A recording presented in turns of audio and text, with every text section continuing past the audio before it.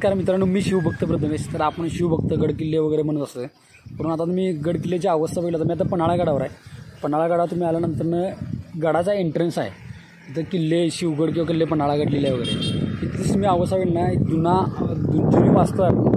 जुनी वास्तू तुम्ही बघितलं तर डोळ्यात बरोबर पाणी येईल. हा किल्ले पन्हाळा गडाचा बोर्ड आहे. इथं तुम्ही आलं तर वरती जकात नाका, इथं सरटोल नाका आहे. ही पण जुनी वास्तू तर नवीन तयार केली आहे. पण आता ही जी वास्तू बघितला वरनं, ही सगळी वास्तू पूर्ण ढासळल्या, दगड खाली पडल्यात.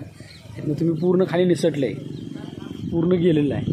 ही सगळी जुनी वास्तू होती. वरती तुम्ही बघाल पूर्ण जुनी वास्तू होती.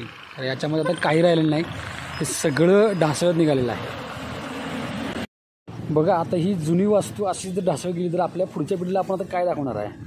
असेच आम्ही गड किल्ले फिरतो, परंतु आम्हाला आता मनात कळकळ वाटलं की आत्ताच्या पिढीला आम्हाला ही वास्तू बघायला मिळाली.